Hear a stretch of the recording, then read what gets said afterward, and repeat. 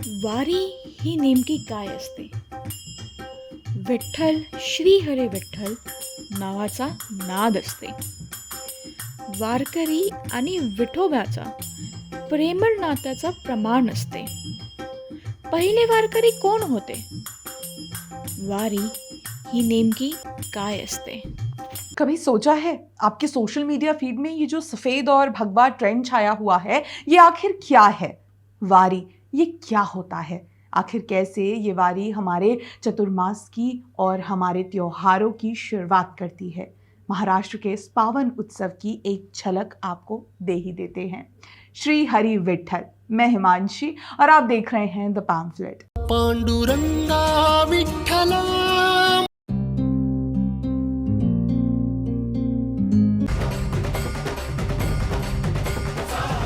फिलहाल पुणे की सड़कें एक अलग ही ऊर्जा से भरी हुई हैं। संत ज्ञानेश्वर महाराज और संत तुकाराम महाराज की पालकी इस वक्त पुणे से गुजर रही है। लेकिन ये सिर्फ कोई आम धार्मिक यात्रा नहीं है, ये एक ऐसा समंदर है जो हर साल लगभग 31 दिनों के लिए महाराष्ट्र की धरती पर उतरता है, जहां लाखों लोग लगभग 250 से 300 किलोमीटर का सफर पैदल तय करते हैं, आलंदी और देहू से पंढरपुर तक। अगर आपको लगता है कि इस यात्रा में सिर्फ गांव के बुजुर्ग या गरीब लोग ही शामिल होते हैं, तो आप बिल्कुल गलत हैं। वारी की सबसे बड़ी खूबसूरती इसका एकता का भाव है। यहाँ जाति, वर्ग या रुतबे का कोई वजूद नहीं बचता। एक बड़ी गाड़ी का मालिक और खेत में काम करने वाला मजदूर दोनों एक दूसरे के पैर छूकर माउली बोलते हैं। यहाँ हर कोई एक दूसरे के लिए माउली है। और सबसे हैरान करने वाली बात, इस साल पुणे की सड़कों पर एक बहुत बड़ा बदलाव दिख रहा है। भारी तादाद में युवाओं की भागीदारी, कॉरपोरेट सेक्टर के लोग अपनी छुट्टियां लेकर हाथ में पताका लिए चल रहे हैं। कॉलेज के स्टूडेंट्स यहाँ सिर्फ रील्स बनाने नहीं, बल्कि इस कम्युनिटी लिविंग का हिस्सा बनने आए हैं। ये एक ऐसी जगह है जहाँ जनरेशन गैप जैसा कोई शब्द ही नहीं बचता। लेकिन इस वारी की शुरुआत कहाँ से हुई? कौन है ये विठोबा? कहानी है भक्त पुंडलिक की। पुंडलिक भगवान श्री कृष्ण के परम भक्त थे, जो रोज नियम से उनके दर्शन के लिए जाते थे, लेकिन साथ ही वो अपने बूढ़े माता पिता के भी अनन्य सेवक थे। एक दिन माता पिता की सेवा में गहरे डूबे होने के कारण पुंडलिक तय समय पर भगवान के दर्शन के लिए नहीं जा पाए। अपने भक्त को न पाकर स्वयं भगवान कृष्ण व्याकुल होकर खुद पुंडलिक से मिलने उनके घर पहुंच गए। जब भगवान द्वार पर आए और पुंडलिक को पुकारा, तब पुंडलिक अपने पिता के पैर दबा रहे थे। पुंडलिक ने देखा कि भगवान उनके द्वार पर खड़े हैं। उनके लिए माता पिता की सेवा बीच में छोड़ना गवारा नहीं था। बाहर तेज बारिश हो रही थी और जमीन गीली थी। पुंडलिक ने वहीं बैठे बैठे पीछे की तरफ एक ईंट, मराठी में जिसे वीट कहते हैं, सरका दी और कहा, प्रभु, मैं जानता हूं कि आप द्वार पर हैं, लेकिन जब तक मैं अपने माता पिता की सेवा पूरी ना कर लूं, आप इस ईंट पर खड़े होकर प्रतीक्षा कीजिए। भगवान अपने भक्त की इस अद्भुत कर्तव्य निष्ठा और अड़िग विश्वास को देखकर मुस्कुराए और दोनों हाथ कमर पर रखकर उस ईंट पर खड़े हो गए। सेवा खत्म होने के बाद जब पुंडलिक बाहर आए, तो भगवान ने उनकी इस अनन्य भक्ति से प्रसन्न होकर उन्हें वरदान दिया और साक्षात विठोबा या विठ्ठल, वीट प्लस उभा, यानी ईंट पर खड़े भगवान के रूप में हमेशा के लिए वहीं स्थापित हो गए। पुंडलिक की इस कहानी के बाद समय के साथ इस वारी का एक और ऐसा गहरा पहलू जुड़ता है जिसे सुनकर आपके रोंगटे खड़े हो जाएंगे। क्या आप जानते हैं कि इंसानों के वारी शुरू करने से सदियों पहले इस पूरे ब्रह्मांड की सबसे पहली वारी किसने की थी? स्वयं भगवान शिव यानी महादेव ने। जब कैलाश पर महादेव को पता चला कि साक्षात नारायण मृत्यु लोक में एक भक्त की ईंट पर खड़े हैं, तो वो अपने आराध्य के दर्शन के लिए व्याकुल हो उठे। उन्होंने कैलाश छोड़ दिया, एक वैरागी साधु का भेष धरा और पंढरपुर की तरफ पैदल चल पड़े।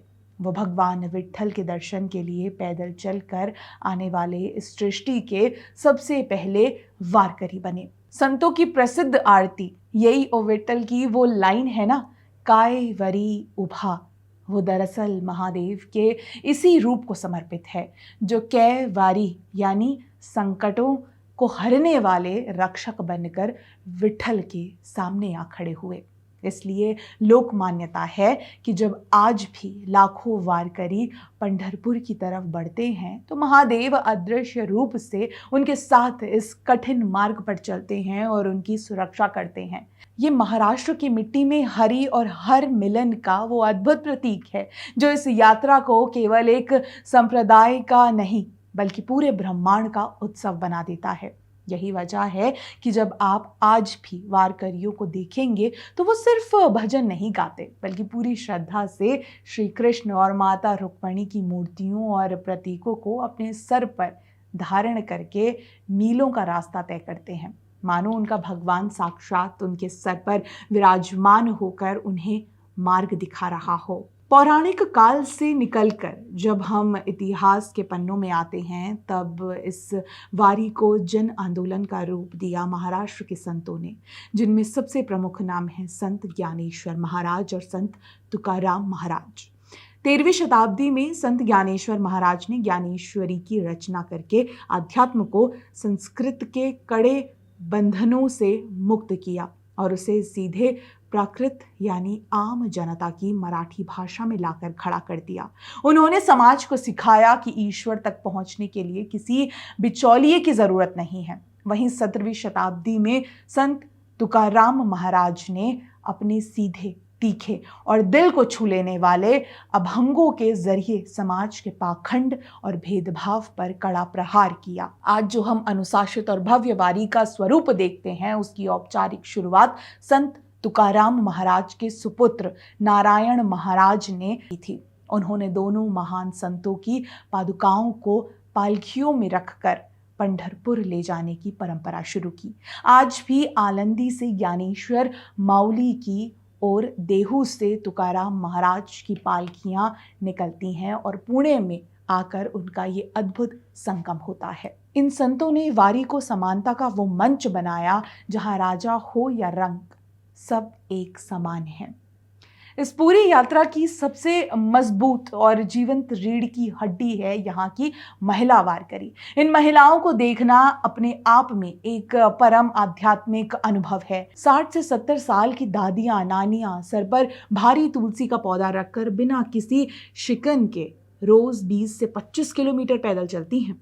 घर की रोजमर्रा की चौखट और जिम्मेदारियों से निकलकर ये महिलाएं इस 21 दिन के सफ़र में खुद को ईश्वर के करीब पूरी तरह स्वतंत्र और सुरक्षित महसूस करती हैं।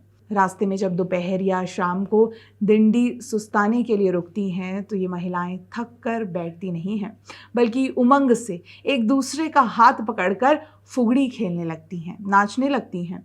इनकी असली ताकत इनके शरीर में नहीं बल्कि इनके भीतर छिपी विठोबा के प्रति अटूट आस्था में है। ये महिला वारकरी साक्षात प्रमाण है कि भक्ति की दुनिया में कोई जेंडर नहीं होता, वहाँ सिर्फ और सिर्फ प्रेम का राज होता है।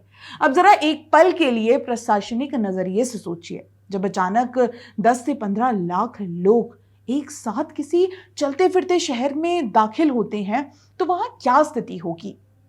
अव्यवस्था, अराजकता, जाम? बिल्कुल नहीं।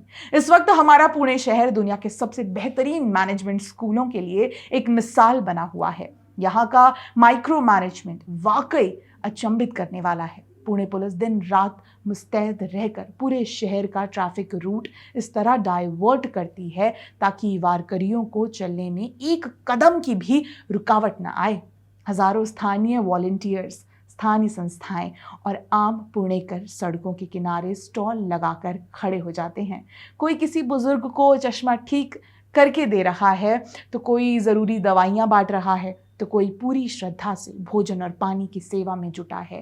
लाखों लोगों के ठहरने, सुरक्षा और मेडिकल चेकअप का ये विशाल चक्र बिना किसी मुख्य इवेंट मैनेजर के, बिना किसी शोर शराबे के एकदम सटीक चलता है, क्योंकि यहाँ मैनेजमेंट किताबों से नहीं, सेवा भाव के समर्पण से चलता है। तो दोस्तों, वारी सिर्फ एक जगह से दूसरी जगह जाने वाली कोई यात्रा नहीं है। ये एक जीवन दर्शन है जो इंसानी अहंकार को मिटाकर बिना किसी स्वार्थ के जीना सिखाती है। ये महाराष्ट्र की वो अनमोल विरासत है जो सदियों पुराने संतों के विचारों से सींचकर आज की इस बेहतर, तेज और डिजिटल हो चुकी दुनिया को भी अपनी सादगी और प्रेम के रंग में रंग रही है। अगर आप इस वक्त पुणे या इसके आसपास हैं तो सड़कों पर उतरकर इस दिव्य ऊर्जा को एक बार अपनी आंखों से खुद महसूस करके देखिए। आपको वारी का ये सही घटनाक्रम और हमारे संतों की ये ऐतिहासिक कहानी कैसी लगी, हमें कमेंट में अपनी राय जरूर बताइएगा। वीडियो पसंद आए तो इसे लाइक, कमेंट, शेयर करना ना भूलें। मिलते हैं हम अगले वीडियो में। आप देखते रहिए द पैम्फलेट। राम कृष्ण हरी।